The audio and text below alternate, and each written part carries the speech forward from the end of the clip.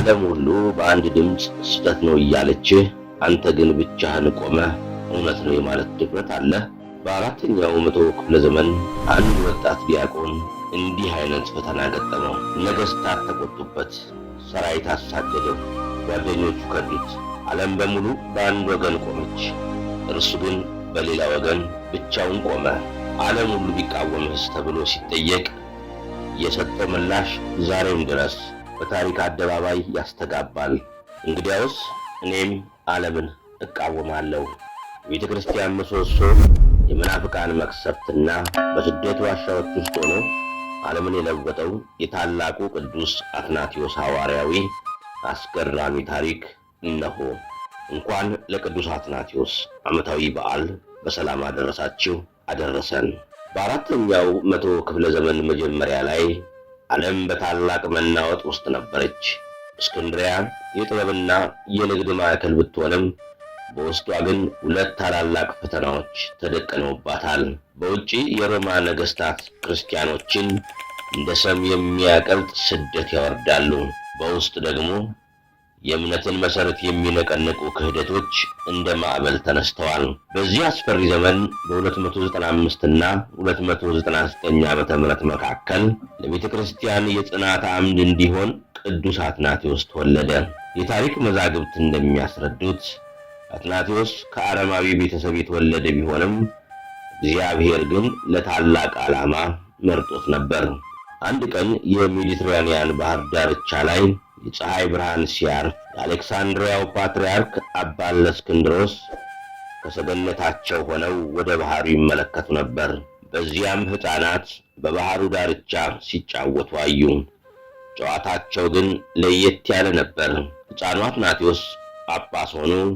ሌሎቹን ሕፃናት ደግሞ እንደ ካህናትና ዲያቆናት መድቦ የጥምቀትን ሥርዓት በሥርዓት ሲፈጽሙ አዩት።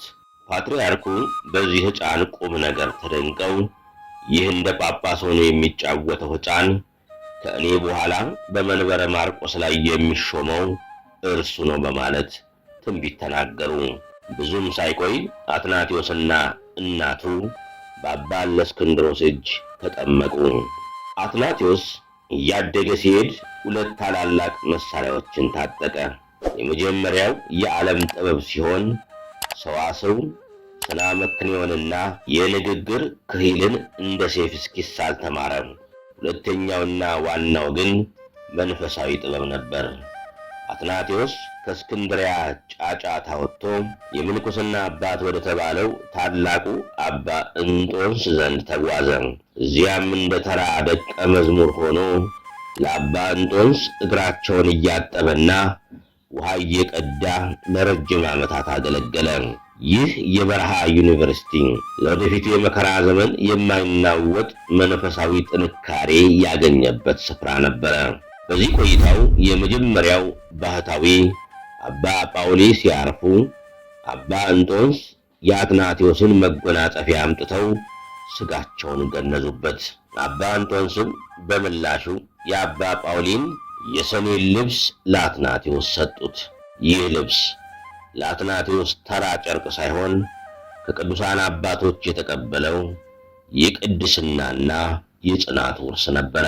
አትናቴዎስ ከበረሃ ተመልሶ ከመምህሩ በአባ እለእስክንድሮስ እጅ ሊቀ ዲያቆን ሆኖ ተሾመ።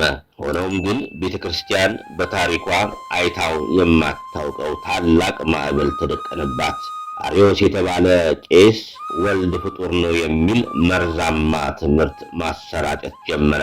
ይህንን ክህደት ለመክታት በ325 ዓመተ ምህረት ንጉሥ ቆስጠንጢኖስ 318 ሊቃውንትን ወደ ኒቅያ ጠራ።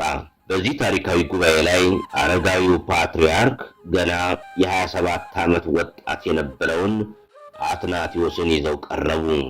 አርዮስ በፍልስፍና የታጀበ ንግግሩን ሲያዘንብ፣ አትናቴዎስ ግን በመንፈስ ቅዱስ ብርሃን ተሞልቶ በመለኮት ዘንድ መቅደምና መከተል የለም፣ ወልድ ከአብ ጋር በባህሪ አንድ ነው በማለት መለሰለት።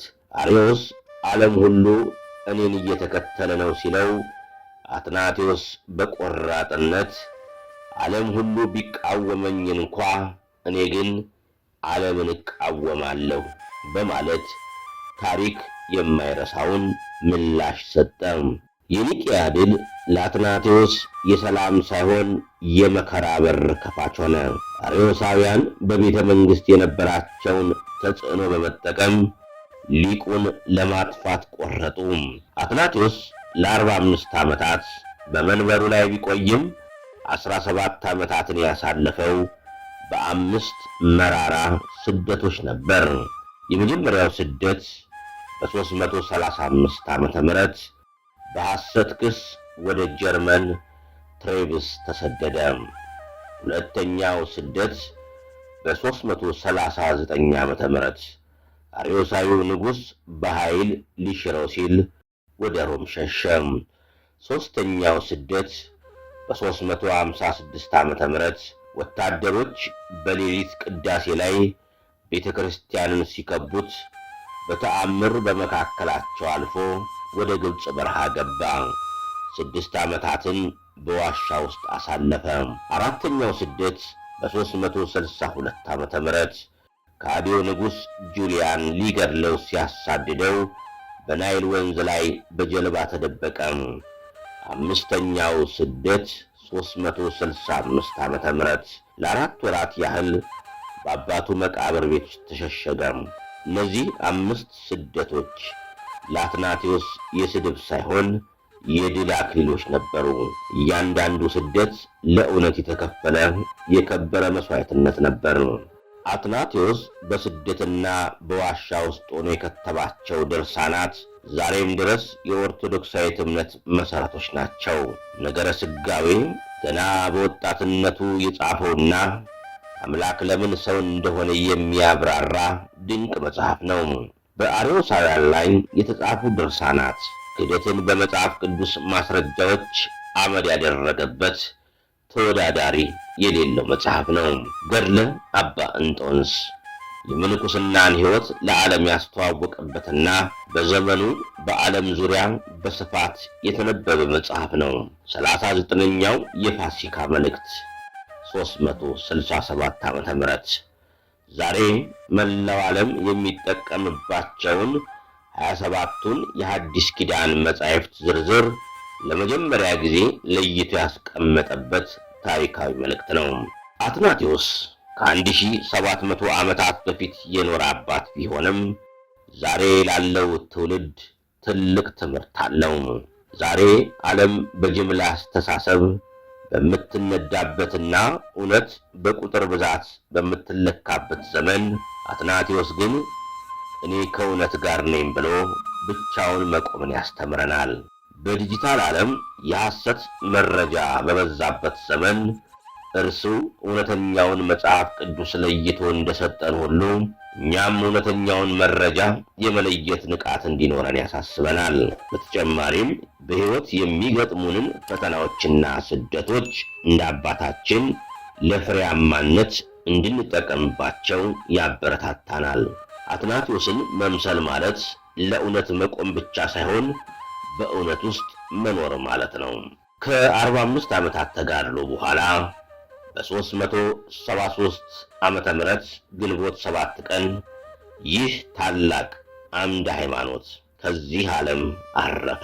አትናቴዎስ ሲያርፍ እንደ ሌሎቹ ሰማዕታት በሰይፍ ባይገደልም ሕይወቱ በሙሉ ሕያው ሰማዕት ነበር። ካረፈ በኋላ ታላላቅ ቅዱሳን ምስክርነታቸውን ሰጥተዋል። ቅዱስ ጎርጎርዮስ ዘንዚናንዙ አትናቴዎስን ማመስገን ማለት በጎነትን ማመስገን ማለት ነው ሲል አወደሰው። ታላቁ ባስልዮስ ደግሞ በቤተ ክርስቲያን ማዕበል መካከል እንደ መመሪያ ኮከብ እንደነበረ መሰከረ። ዛሬም ቤተ ክርስቲያን ሃይማኖትን እንደ ፀሐይ ያበራ ለአትናቴዎስ ሰላምታ ይገባል እያለች ታሪኩን ትዘክራለች። የቅዱስ አትናቴዎስ ታሪክ በ373 ዓመተ ምህረት አልተጠናቀቀም። ዛሬ እኛ ክርስቶስ ፍጹም አምላክ ነው ብለን በድፍረት ስንመሰክር፣ ዛሬ በእጃችን መጽሐፍ ቅዱስን ይዘን ስንጸልይ አትናቴዎስ በከፈለው የ17 ዓመታት ስደትና መከራ ውስጥ ነው ያለነው። የቅዱስ አትናቴዎስ ታሪክ የሚነግረን አንድ ትልቅ ሐቅ አለ። እውነት ለአፍታ ልትደበቅ ትችላለች፣ ፈጽሞ ግን አትጠፋም። የታላቁ አባት በረከት ከሁላችን ጋር ይሁን። ይህን ተከታታይ ዝግጅት አብራችሁን ስትከታተሉ ለቆያችሁ ሁሉ ከልብ አመሰግናለሁ። እውነት መጨረሻ ላይ ታሸንፋለች። እስከዚያው በእምነት እንጽና። በድጋሚ የታላቁ አባታችን በረከት ከሁላችን ጋር ይሁን። አሜን።